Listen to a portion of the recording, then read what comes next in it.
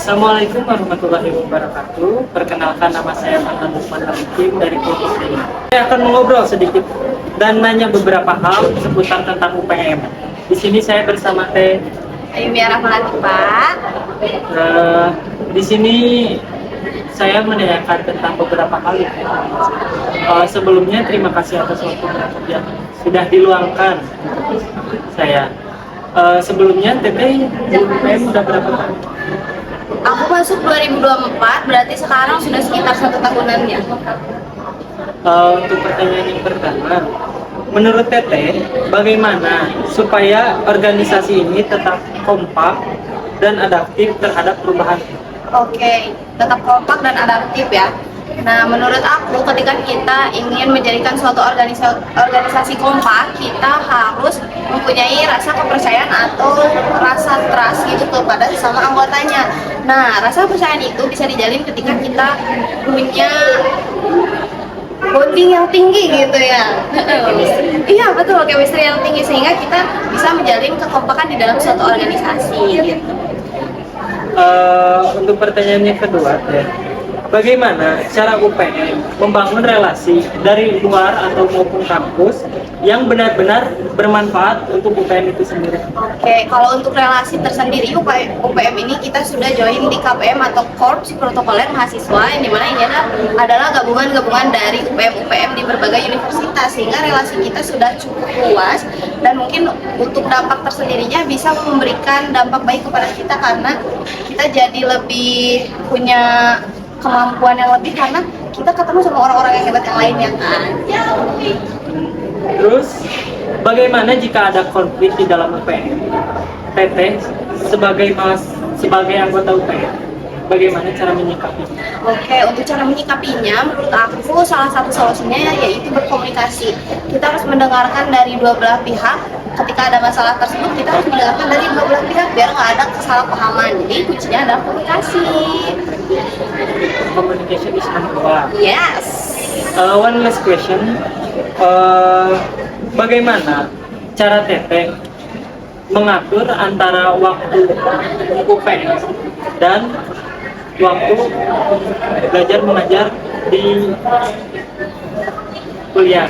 Oke.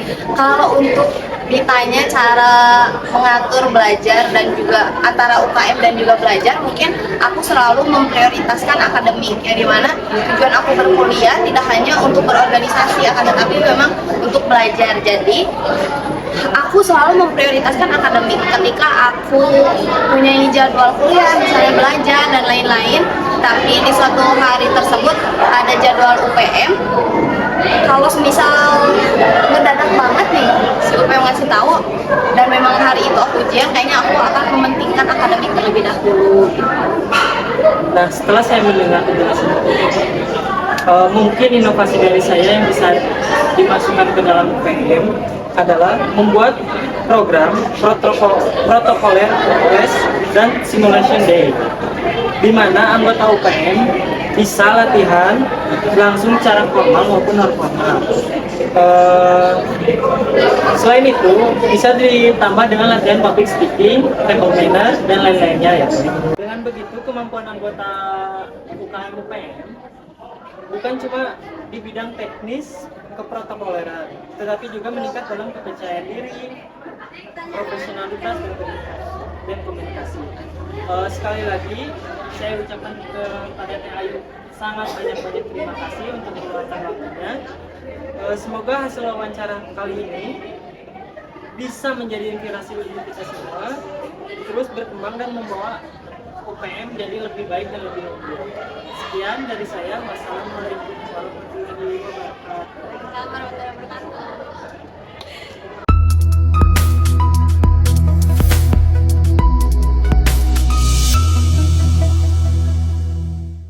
Assalamualaikum warahmatullahi wabarakatuh.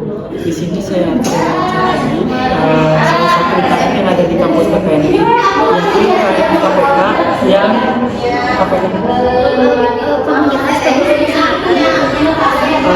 sebelumnya kita masih kepada yang sudah meluangkan waktunya di wawancara ini.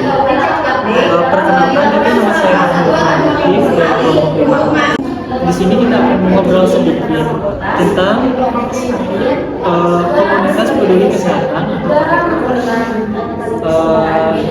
terutama tentang gimana cara tim bisa berkembang di tengah berbagai kekuatan. Untuk pertanyaan yang pertama, menurut Teteh, gimana cara organisasi bisa tetap kompak adaptif terhadap perbedaan? Menurut aku yang pertama itu pastinya ada komunikasi. Kita harus saling percaya juga sama anggota yang lainnya. Terus harus ada obrolan yang jujur, terbuka, terus saling percaya juga antara anggota. Yang kedua, bagaimana cara KPK membangun relasi entah itu dari luar kampus ataupun dalam kampus yang benar-benar bermanfaat untuk KPK-nya sendiri? Dengan cara latihan gabungan sama kampus-kampus lain, terus cari-cari kayak misalnya ada bantuan ini, terus biasanya KPK juga ikut serta gitu turun ke lapangan. Jika ada konflik internal di KPK, bagaimana cara menyikapi hal itu dan apa sih solusinya dari itu? Diskusi secara terbuka, kita juga harus mendengarkan pendapat yang dari sini, yang dari A dan dari B, nggak cuma satu sisi aja gitu. Terus juga semuanya itu harus berpendapat, jadi dirundingin, jangan berkubu-kubu, jadi obrolannya terbuka. Dan untuk pertanyaan terakhir kan, cara Teteh mengatur waktu dari KPK sama kuliahnya agar menjadi realisasi ngambil Karena kan aku mahasiswa yang sekarang, berarti kan kewajiban aku adalah belajar kuliah. Nah, kalau KPK itu kayak organisasi, jadi kalau misalnya ada waktu luang baru ke KPK, ke organisasi. Kalau misalnya di satu waktu tapi butuhnya berbarengan, kayak ada kelas sama ada KPK, misalnya aku harus ngeduluin dulu kelas baru ke KPK. Nah, setelah saya mendengar penjelasan dari Teteh, mungkin saya ada sedikit inovasi untuk Teteh. Inovasi dari saya untuk KPK adalah program kesehatan masih komunitas, yakni di mana KPK secara rutin mengadakan pertemuan antara anggota KPK, entah itu untuk membahas tentang kesehatan gizi, edukasi gratis, atau cara cuci tangan yang benar. Selain itu, media digital juga sangat penting bagi seperti konten infografis di Instagram ataupun TikTok video yang membahas isu-isu kesehatan dan bahasa yang ringan dan menarik. Sekali lagi saya ucapkan terima kasih kepada Teh Rafa yang sudah meluangkan waktunya saya untuk diwawancarai.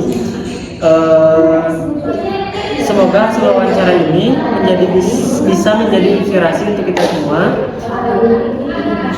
terus berkontribusi di bidang KPK dan membawa KPK menjadi komunitas yang makin berdampak. Sekian dari saya. Wassalamualaikum warahmatullahi wabarakatuh.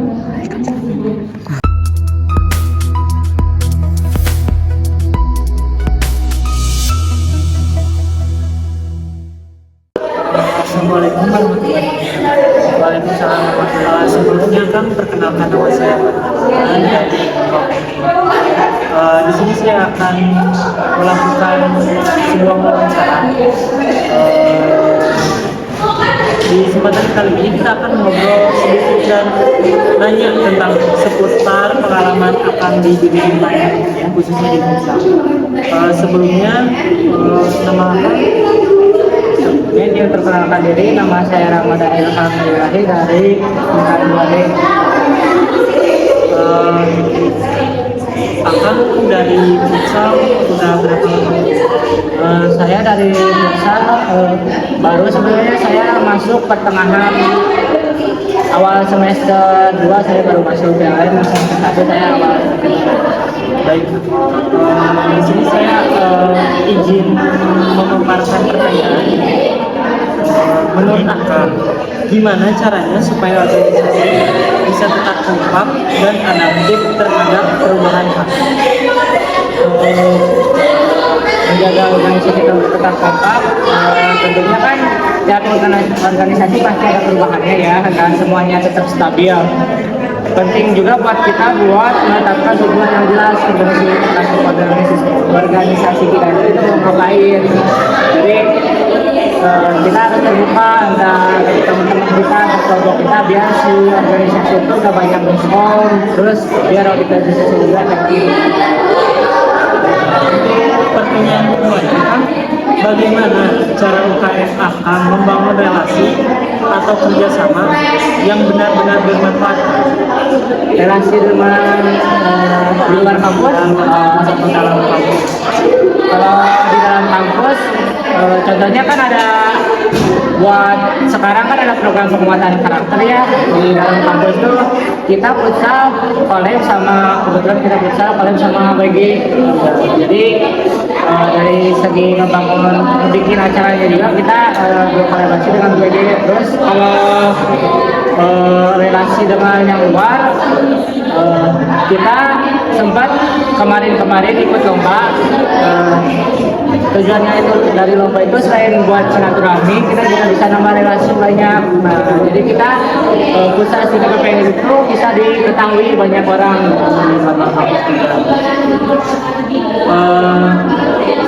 Jika ada konflik di UKM, biasanya Akang dan teman-teman Akang bagaimana cara mengatasi konflik internal misalnya kayak individu sama individu gitu.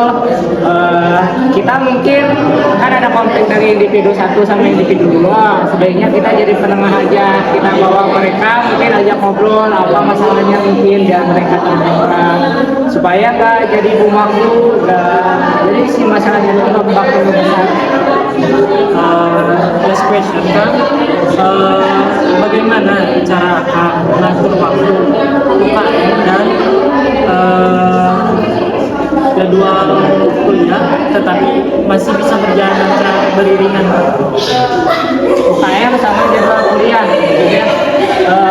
Kita kan jadwal kuliah dari pagi-pagi sampai jam 5 sore. Kebetulan kita UKM itu latihannya di jam 5 sore mungkin. Nah, kalau misalnya kan tugas, tentunya tugas nggak selalu sedikit ya, banyak mungkin. Nah, menurut saya lebih baik kita mentingin tugas dulu, karena kenapa? Karena kalau UKM itu bisa izin, kalau misalnya kita nggak latihan minggu sekarang, kita bisa izin ke minggu depan.